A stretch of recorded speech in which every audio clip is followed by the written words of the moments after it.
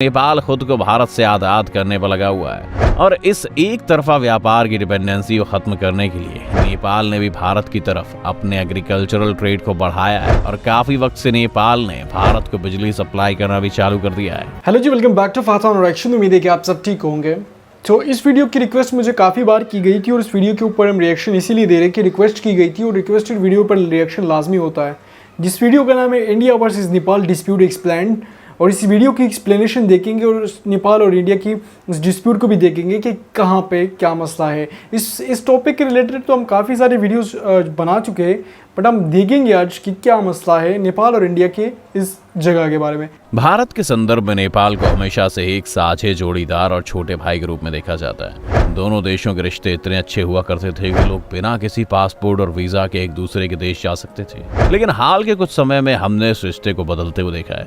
कभी नेपाल बॉर्डर पर रेस्ट्रिक्शंस लगा देता है तो कभी भारत के अधीन आने वाले बॉर्डर्स के एरियाज पर भी अपना क्लेम कर देता है। आज जैसे यूक्रेन नाटो और रूस के बीच में एक बफर की तरह काम करता है, भारत और चीन के संदर्भ में भी नेपाल इतना ही महत्वपूर्ण है। इसलिए हमारा जानना बहुत जरूरी है कि वहाँ क्या चल रहा है और आखिर क्यों वहाँ पर एंटी इंडिया सेंटिमेंट्स इतने हावी हो चुके हैं। तो अगर आप भी जानना चाहते हैं इन बदलते हुए रिश्तों के बारे में तो बने रहिए वीडियो के अंत तक हमारे साथ। वीडियो शुरू होने से पहले चैनल को सब्सक्राइब करना और बेल आइकन दबाना मत भूलिएगा। नेपाल और भारत के रिश्ते हमेशा से अच्छे कई चीजों की वजह से रहे हैं, जिसमें हिंदुइज्म और कल्चर की सिमिलैरिटीज पर ज्यादा बात की जाती है। इसके अलावा भारत की प्रमुख भाषा हिंदी और नेपाली दोनों ही देवनागरी लिपि में लिखी जाती हैं। साथ ही अगर आप यूपी नेपाल बॉर्डर पर जाएंगे या फिर बिहार की तरफ से जो बॉर्डर नेपाल को लगता है, वहाँ उनकी बोली भी लगभग एक जैसी है। साथ ही दोनों देशों के लोग आपस में शादी भी करते हैं, जिससे ये रिश्ते अनाधिकृत तौर पर और मजबूत हो जाते हैं। लेकिन परेशानी ये है कि भारत की तरह नेपाल का चीन भी एक प्रमुख पड़ोसी है जो उस पर अपना इन्फ्लुएंस डालता है। और चीन और भारत के बीच चलती आ रही कॉन्फ्लिक्ट में चीन भी हर संभव कोशिश करता है कि किसी तरह नेपाल को अपने खेमे में ले लिया जाए, ताकि श्रीलंका, पाकिस्तान, बांग्लादेश और फिर नेपाल इन तीनों देशों के साथ मिलकर भारत को साउथ ईस्ट एशिया में अकेला कर दिया जाए। नेपाल बहुत वक्त तक अपना 2/3 कमर्शियल ट्रेड और 1/3 सर्विस ट्रेड भारत से करता आया है। साथ ही नेपाल की 1/3 फॉरेन इन्वेस्टमेंट भी भारत से ही आती है। लेकिन अब नेपाल खुद को भारत से आजाद करने पर लगा हुआ है और इस एक तरफा व्यापार की डिपेंडेंसी को खत्म करने के लिए नेपाल ने भी भारत की तरफ अपने एग्रीकल्चरल ट्रेड को बढ़ाया है और काफी वक्त से नेपाल ने भारत को बिजली सप्लाई करना भी चालू कर दिया है। नेपाल के इस तरह के डिसीजंस 3 बड़े कारणों के लिए, जिसमें से पहला तो यही है कि उन्हें समझ आ गया है कि भारत पर डिपेंडेंट रहना लॉन्ग टर्म के लिए उनके लिए फायदेमंद नहीं है। 2016 से पहले नेपाल के लोग जो भारत में काम करते थे वो बेझिझक अपने परिवार वालों के पास भारत से कमाया हुआ पैसा भेजते थे, जिसमें ज्यादातर कैश होता था। लेकिन जैसे ही भारत में नोटबंदी हुई, भारत के अलावा नेपाल में रह रहे लोगों को भी काफी परेशानियों का सामना करना पड़ा। साथ ही वहाँ कैश बदलवाने की कोई व्यवस्था भी नहीं थी। इसने पहली बार उन्हें सिस्टम के बारे में सोचने पर मजबूर किया। फिर जीएसटी के आने से भी ज्यादातर इनफॉर्मल ट्रेड कॉन्ट्रैक्ट बेस्ड हो गया, जिस कारण नेपाल के कई छोटे बिजनेस को भी नुकसान हुआ और ये भी उनके भारत से दूर जाने की एक वजह बनी। दूसरा बड़ा रीजन जो था वह चीन का बढ़ता हुआ इन्फ्लुएंस। चीन ने पिछले कुछ सालों में नेपाल की इकोनॉमी में बहुत बड़े बड़े इन्वेस्टमेंट किए हैं। साथ ही चीन नेपाल को इंफ्रास्ट्रक्चर डेवलपमेंट में भी काफी मदद कर रहा है, फिर वो चाहे नई रोड्स बनानी हो या फिर उन्हीं रोड्स में से होता हुआ पेट्रोलियम या बाकी एसेंशियल आइटम्स का ट्रेड। चीन इस वक्त नेपाल की इकोनॉमी में अपनी पकड़ बना चुका है। जहाँ 2019 में नेपाल का 30% FDI भारत से आया, वहीं चीन का निवेश नेपाल की कुल FDI का 40% था। इसके अलावा नेपाल ने इस साल इंडिया से ज्यादा चाइनीज फर्म्स को अपने यहाँ ट्रेड करने की परमिशंस दी थी, जिसके फलस्वरूप 2020 की पहली तिमाही में नेपाल का 90% FDI चीन से ही आया था। और ये वो वक्त है जब सिर्फ चीन महामारी से गुजर रहा था और बाकी देश तब तक इससे बचे हुए थे।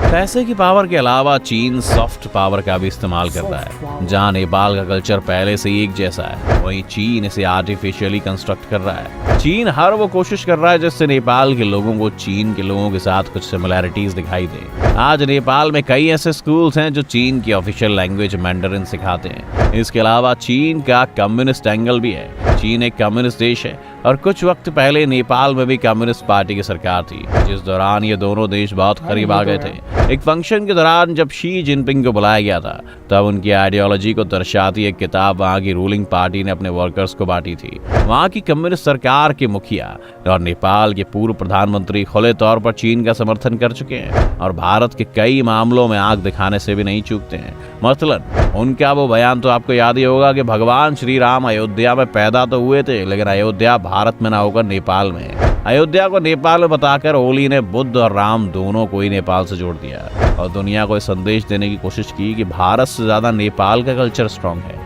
इस नए आत्मविश्वास के पीछे चीन का समर्थन है, जो उन्हें हर मामले में अब मिलता है। अब इंटरनेशनल फोरम्स में अपनी बात रखने के लिए नेपाल को भारत पर निर्भर रहने की जरूरत नहीं है, बल्कि अब उनके पास चीन के रूप में एक ऐसा दोस्त है जो न सिर्फ स्ट्रांग है पर यूएन सिक्योरिटी काउंसिल का मेंबर भी है। हाल ही में महामारी के समय में भी चीन ने वैक्सीन देकर नेपाल की काफी मदद की थी, जिसने उनके रिश्तों को और ज्यादा मजबूत किया है। जहां चीन और नेपाल के रिश्ते मजबूत हो रहे हैं, वहीं भारत ने अभी अपना एक अपडेटेड मैप निकाला था, जिसने उत्तराखंड के पिथौरागढ़ के पास का कुछ हिस्सा भारत में दिखाया गया था।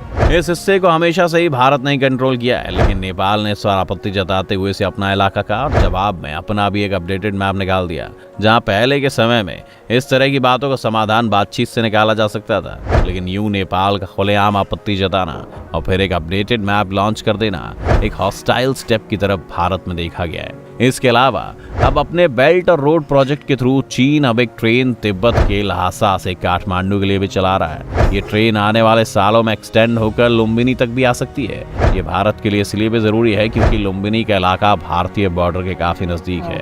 अगर यहाँ पर भी चीन की मौजूदगी का होना सैन्य स्तर पर काफी लोगों को विचलित कर सकता है और एक नई तरह का बॉर्डर कॉन्फ्लिक्ट फिर से पैदा हो सकता है।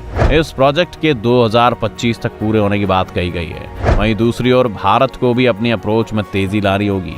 भारत ने भी नेपाल के साथ कई इसी तरह के प्रोजेक्ट शुरू किए हुए हैं, लेकिन परेशानी ये है कि उनमें से आधे बंद हो चुके हैं और आधे बीच में रुके पड़े हैं। भारत ने रॉ के इस वक्त के चीफ सामंत गोयल और army chief general MM Naravane को भी नेपाल से रिश्ते सुधारने के काम में लगा रखा है और दिन ब दिन ये buffer state south east Asia में भारत की सुरक्षा के लिए बड़ी परेशानी बनता जा रहा है। महामारी के चलते नेपाल ने चीन और भारत दोनों तरफ से अपने बॉर्डर बंद कर दिए थे, जिस कारण जो दोनों देशों के बीच फ्री बॉर्डर मूवमेंट होता था उसमें काफी कमी आई है। और अब रेस्ट्रिक्शंस के खुलने के बाद भी बात पहले जैसी नहीं रही है। क्या भारत और नेपाल के रिश्ते पहले ही तरह हो पाएंगे या फिर हम नेपाल को हमेशा हमेशा के लिए खो चुके हैं? इसका जवाब तो वक्त ही बताएगा, लेकिन आप अपनी राय में कमेंट में जरूर बताएं। उम्मीद है कि वीडियो देखकर आपको बॉर्डर पर होने वाली घटनाओं के बारे में काफी कुछ जानने को मिला होगा। अगर आपको वीडियो पसंद आई हो तो वीडियो को लाइक करें और अगर आप चैनल पर नए हैं तो जाने से पहले चैनल को सब्सक्राइब करना और बेल आइकन दबाना भी ना भूलें।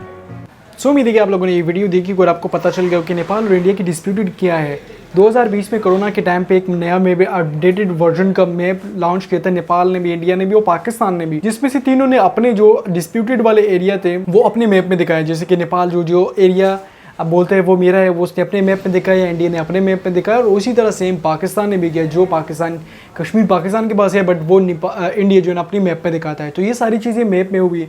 बट यहाँ पे बात करें तो 2020 के बाद पाकिस्तान 2020 के बाद नेपाल और जो चाइना के वो कंस्ट्रक्शंस के वाइज भी काफ़ी ज़्यादा ताल्लुकात बढ़े हैं। उनके पेट्रोलियम मसनूआत से भी बात करें तो वो काफ़ी बड़े हैं। इस चीज़ में चाइना और नेपाल जो है काफ़ी आगे बढ़ रहा है और एक नए रेल का सिस्टम भी उन्होंने स्टार्ट किया कि वो 2025 तक स्टार्ट हो जाएगा। बट इंडिया के हाथ से निकल गया तो एक ज़बरदस्त बात है, क्योंकि चाइना उसको आगे लेके चल सकता है और चाइना नेपाल को काफ़ी मदद दे सकता है। मिलते हैं फिर नेक्स्ट वीडियो में, तब तक के लिए अल्लाह हाफिज़।